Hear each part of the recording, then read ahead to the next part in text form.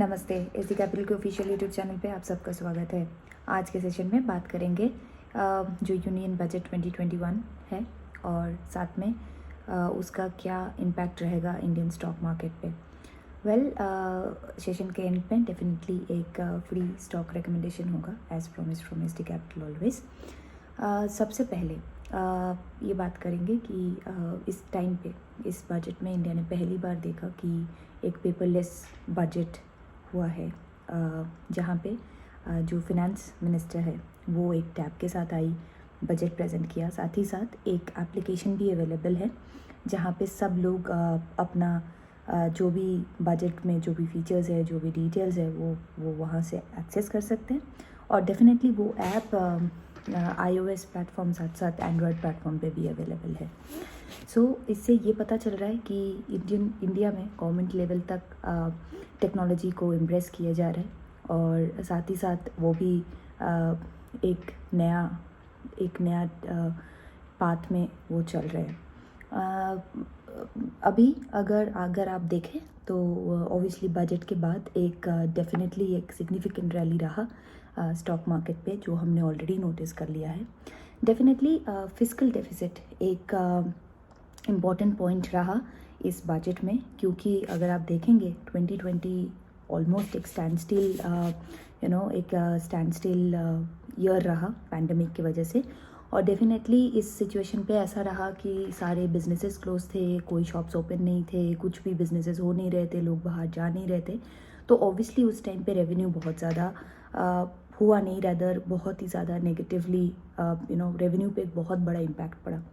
अब ऑब्वियसली उस सिचुएशन में कोई भी कंट्री अपने लोगों को भूखा तो नहीं छोड़ सकते, तो डेफिनेटली सारे कंपनीज़ ने कुछ अलग अलग स्कीम्स निकाले, कुछ अलग अलग तरीके निकाले जहाँ पे उन्होंने हेल्प किया अपने लोगों को उस सिचुएशन को सर्वाइव करने के लिए। साथ ही साथ अगर देखेंगे तो ऑब्वियसली इसका इम्पैक्ट ये हुआ कि जितना स्पेंडिंग हुआ और जो भी स्पेंडिंग काफ़ी ज़्यादा हुआ और अर्निंग्स काफ़ी कम हुआ। तो definitely fiscal deficit all over the world ही अगर देखेंगे तो हर कंट्री शायद इस साल का जो 2020 और 2021 है इसमें फिस्कल डेफिसिट नोटिस कर रहे हैं और इंडिया भी कोई एक्सेप्शन पे नहीं है। ये तो एक पार्ट है इस बजट का। साथ ही साथ अगर हम देखेंगे तो एक अलग पार्ट भी है जहाँ पे हम बात करेंगे जो ये यूनियन बजट है इस साल का 2020-2021 का, वो एक प्रो ग्रोथ बजट है। और जब मैं बोलूँ कि प्रो ग्रोथ बजट है तो उस पर कुछ चीज़ों को ध्यान देना पड़ेगा, जहाँ पे पहला जो है गवर्नमेंट इनकरेज कर रहे हैं लोगों को कंपनीज़ में डायरेक्टली इन्वेस्ट करने के लिए, चाहे वो आप इक्विटी के हिसाब से करें या फिर डेट के हिसाब से करें। और साथ ही साथ कुछ PLIs जैसे कि प्रोडक्शन लिंक्ड इंसेंटिव स्कीम्स भी गवर्नमेंट लेके आए हैं। साथ ही साथ अगर आप देखेंगे तो डेफिनेटली गवर्नमेंट इनकरेज कर रहे हैं टैक्स रैशनलाइजेशन के हेल्प लेके कि वो मेक इन इंडिया को बूस्ट करे ज़्यादा से ज़्यादा। इंडिविजुअल सेक्टर में क्या इम्पैक्ट रहा वो हम थोड़े देर में इस सेशन में देखेंगे। उससे पहले देखते हैं कि इस बजट का implication as a retail investor पे कैसा जाएगा या कैसा रहा अब तक। इसमें दो चीज़ हम ब्रीफली नोटिस करेंगे। पहला ये है कि गवर्नमेंट डिस्करेज कर रहे हैं आपको इन्वेस्ट करने के लिए EPF जो कि एम्प्लॉय प्रोविडेंट फंड है, और साथ में यूलिप पे, जो कि at least for the higher income groups तो गवर्नमेंट बहुत ज़्यादा डिस्करेज कर रहे हैं। फ्यूचर में ऐसा और भी कुछ पॉलिसीज़ आएंगे जहाँ पे लोग और डिस्करेज होंगे इन EPF और यूलिप जैसे प्रोडक्ट्स में इन्वेस्टमेंट करने के लिए। थोड़ा और डिटेल में देखते हैं हर एक दोनों प्रोडक्ट्स को। EPF हम समझाते हैं जहाँ पे ये एम्प्लॉय प्रोविडेंट फंड है, जहाँ पे एम्प्लॉय कंट्रीब्यूट करते हैं अपना एक पार्ट ऑफ द सैलरी, साथ ही साथ एम्प्लॉयर भी एक वही पार्ट कंट्रीब्यूट करते हैं towards employ provident fund. But जो कि सबसे ज़्यादा इंटरेस्टिंग है वो है कि ऑब्वियसली पहले ये था कि उसका जो भी इंटरेस्ट अमाउंट होगा फ्रॉम द एम्प्लॉय पार्ट वो टैक्सेबल, वो जो अमाउंट होगा रिडेम्पशन पे टैक्सेबल नहीं होगा। बट स्टार्टिंग फ्रॉम 2021 एम्प्लॉय का जो शेयर है, जो उस पे जो इंटरेस्ट एक्यूमुलेट होगा वो रिडेम्पशन पे डेफिनेटली टैक्सेबल होगा विड्रॉल पे, अगर वो 2.5 लाख से ज़्यादा हुआ इन 1 ईयर। साथ ही साथ अगर आप ये याद भी रखें कि ये सेकंड रूल है ये डिस्करेज करने के लिए कि आप ईपीएफ एक्सेट्रा में आप इन्वेस्ट कर रहे कि, क्योंकि लास्ट ईयर ये था कि अगर सॉरी यहाँ पे बहुत सारे नंबर्स हैं तो मुझे थोड़ा पेपर में देख के थोड़ा डिटेल चेक करके ही बताना पड़ रहा है। सो लास्ट ईयर ये था कि अगर कोई 7.5 लाख से ज़्यादा इन्वेस्ट कंट्रीब्यूट कर रहे टूवर्ड्स ईपीएफ, एनपीएस और सुपर एनुएशन फंड पे मिला के टोटल अगर कोई कंट्रीब्यूट कर रहा है 7.5 लाख, तो डेफिनेटली फिर उनका भी जो इंटरेस्ट अमाउंट होगा वो टैक्सेबल रहेगा। तो आप अगर देखेंगे तो डेफिनेटली ये हो रहा है कि गवर्नमेंट डिस्करेज कर रहे हैं इन सब इन सब जो भी इन्वेस्टमेंट टूल्स है उसमें इन्वेस्ट ना करें। इसका मतलब ये है कि लोगों को डेफिनेटली एक अलग अलग अपॉर्चुनिटी देखना पड़ेगा जहाँ पे वो अपना सेविंग्स कर पाए या इन्वेस्टमेंट कर पाए। तो ऑब्वियसली ये इसके साथ ये भी एक पॉसिबिलिटी है कि लोग ज़्यादा से ज़्यादा इक्विटी मार्केट पे इन्वेस्ट करेंगे और साथ ही साथ इक्विटी मार्केट पे भी काफ़ी ज़्यादा मनी फ्लो रहेगा इन फ्यूचर। अभी बात करेंगे यूलिप। ऑब्वियसली टैक्स हेवन रहा यूलिप डेफिनेटली इंडियन इन्वेस्टर्स के लिए ओवर द ईयर्स, बट ये पॉलिसी था कि अगर रिडेम्पशन के टाइम पे यूलिप जो है वो टैक्स एग्जेम्प्टेड होगा अगर आपका टोटल प्रीमियम पेएबल अमाउंट 10% से एक्सीड नहीं होता है आपका सम एश्योर्ड को। बट अभी का जो रूल आया विद दिस बजट उसमें आपको फ्रॉम 1 फरवरी 2021 अगर आपका एनुअल प्रीमियम 2.5 लाख से एक्सीड कर जाता है फिर ये भी कैपिटल गेन टैक्स के नीचे आपको उसके अंदर आके आप टैक्सेबल होगे।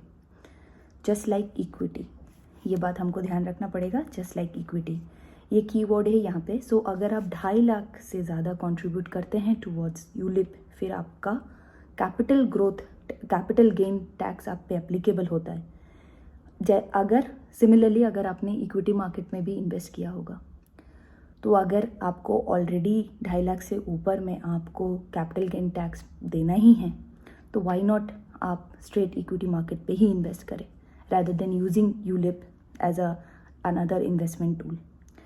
अब इक्विटी मार्केट में डेफिनेटली तो स्ट्रेट इक्विटी मार्केट पे इन्वेस्ट करना ही ज़्यादा समझदारी की बात रहेगी, क्योंकि अदरवाइज़ भी आप उतना ही टैक्स देंगे 2.5 लाख से ऊपर अगर हो जाता है वो अमाउंट। साथ ही साथ आप देखेंगे जैसे अगर एक जना शुरू करते हैं अपना इन्वेस्टमेंट उसको देख के 10 लोग और आते हैं इन्वेस्ट करने के लिए जब वो देखते हैं प्रॉफिट हो रहा है इस शेयर मार्केट पे, इक्विटी मार्केट पे।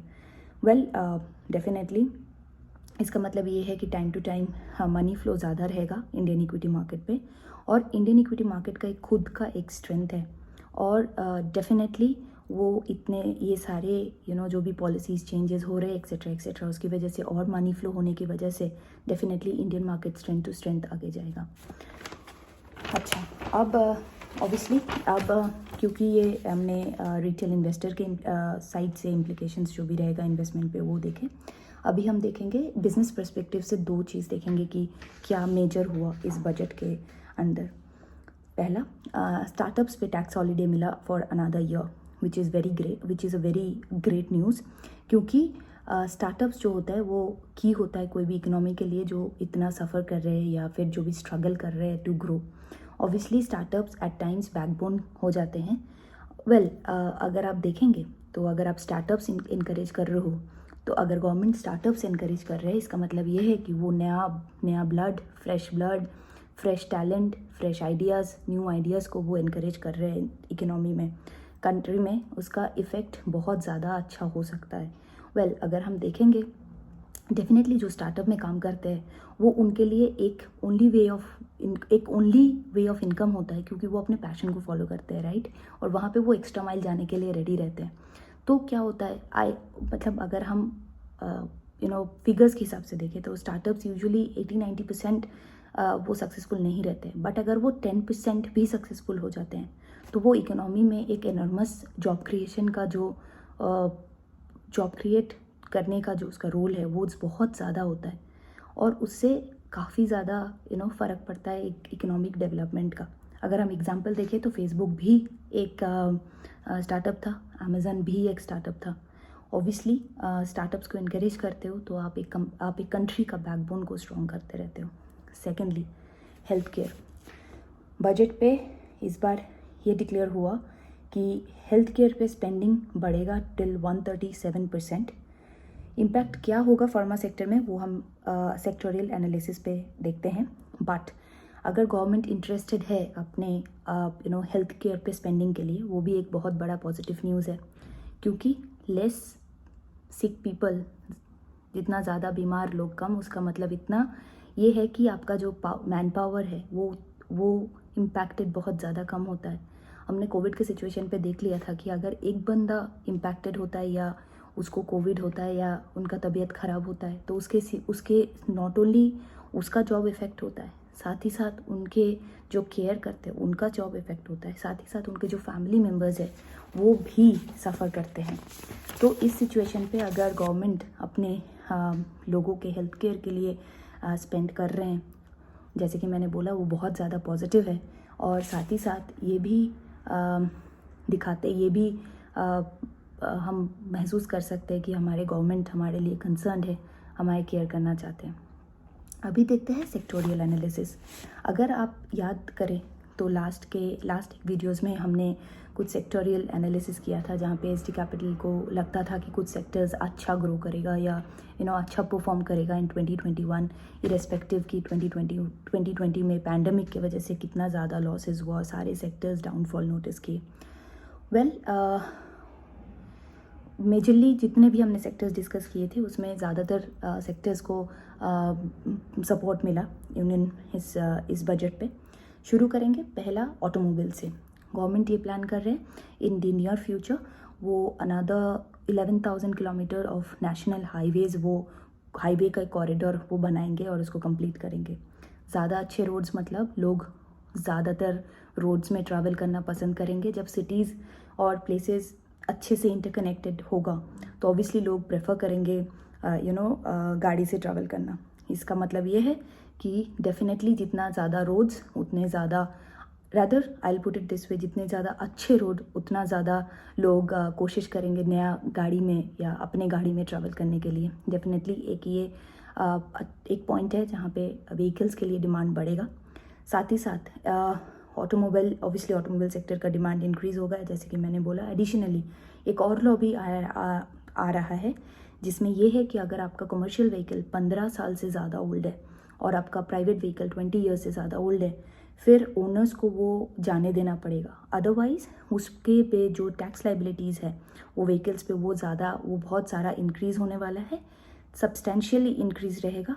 साथ ही साथ जो कि ईयरली फिक्स सर्टिफिकेट होता है वो भी काफ़ी एक्सपेंसिव होगा। तो ऑब्वियसली इस सिचुएशन पे उसको रिप्लेस करने के अलावा ओनर के पास और कोई ऑप्शन नहीं है। थर्ड, ऑब्वियसली जब मैं बोलूँ रिप्लेस करने के पास और ओनर के पास कोई ऑप्शन नहीं है, इसका मतलब ये भी है कि ये एक अपॉर्चुनिटी है for the green vehicles, for the electric vehicles market में आने के लिए। कैसे? ऑब्वियसली फ्यूचर में ग्रीन व्हीकल और जो भी इलेक्ट्रिक व्हीकल्स आजकल है वो ज़्यादातर डिमांड में आएगा। एंड ऑब्वियसली जैसे कि हमने हमारे लास्ट सेशन पे बोले थे कि ऑटोमोबाइल सेक्टर एक बूम नोटिस करेगा इन 2021। डेफिनेटली ये ग्रेट ईयर रहेगा फॉर ऑटोमोबाइल सेक्टर। अभी बात करेंगे कंस्ट्रक्शन। कुछ डिफरेंट इंसेंटिव्स आया कंस्ट्रक्शन सेक्टर पे, बट स्पेसिफिकली हम मेंशन करना चाहेंगे एक इंसेंटिव पे, वो है कि अफोर्डेबल रेंटिंग। गवर्नमेंट लॉन्च कर रहे हैं affordable renting projects for the migrant workers. Firstly ये देखना होगा कि माइग्रेंट वर्कर्स बहुत ज़्यादा इम्पॉर्टेंट है फॉर कंस्ट्रक्शन इंडस्ट्री। और साथ ही साथ अगर आप माइग्रेंट वर्कर्स के लिए कुछ फैसिलिटीज़ प्रोवाइड कर रहे हो, इसका मतलब ये है कि आप कंस्ट्रक्शन सेक्टर को भी डायरेक्टली आप उसको बूस्ट कर रहे हो। ऑब्वियसली ये एडवांटेज मिलेगा कि जब आप उनको अफोर्डेबल हाउसेस प्रोवाइड करेंगे तो उनकी जो अवेलेबिलिटी रहेगी वो बढ़ जाएगी। तो ऑब्वियसली कंस्ट्रक्शन सेक्टर के लिए वो एक एड ऑन रहेगा, एक एड ऑन एडवांटेज रहेगा। साथ ही साथ एडिशनली जो माइग्रेंट लेबरर्स के लिए जो आप हाउसिंग प्रोजेक्ट बनाएंगे वो भी डेफिनेटली एक अपॉर्चुनिटी है for the construction industry. As we said, before कि कंस्ट्रक्शन एक साइक्लिकल साइक्लिकल सेक्टर है। ऑब्वियसली लास्ट ईयर ने कंस्ट्रक्शन ने ऑब्वियसली एक डाउनफॉल नोटिस किया due to the pandemic, but 2021 एक ग्रेट ईयर रहेगा और बहुत सारा अपॉर्चुनिटीज़ है इन कंस्ट्रक्शन सेक्टर। अभी बात करेंगे health sector, health care, pharmaceutical sectors पे। वेल, बजट 2021-2022 में ये एम्बार्क करते हैं कि अराउंड रुपीज़ 124.42 करोड़ ऑफ जो भी इनिशिएटिव है वो दिया जाएगा towards the development of the pharmaceutical industry in India. Okay, इसका मतलब क्या बनता है? इसका मतलब ये है बेसिकली गवर्नमेंट इनकरेज कर रहे हैं कि ज़्यादा से ज़्यादा जो फार्मास्यूटिकल इंडस्ट्री है वो होम ग्रोन हो, साथ ही साथ वो बहुत ज़्यादा डेवलप करे। इंडिया को फार्मेसी ऑफ द वर्ल्ड कहा जाता है और ये हम सब जानते हैं, बट अब तक ये है कि जो भी सब्सटेंसेस या जो भी इंग्रेडिएंट्स मेडिसिन के लिए चाहिए होता है वो हम मेजरली हम चाइना से इंपोर्ट करते हैं, बट गवर्नमेंट चाहते हैं कि वो एक्सपोर्ट को स्टॉप करे, साथ ही साथ वो वो टैक्स रिलीफ दे, वो एडवांटेजेस बेनिफिट्स दे उन कंपनियों को, सो दैट वो वही इंग्रेडिएंट्स वो इंडिया पे मैन्युफैक्चर करे।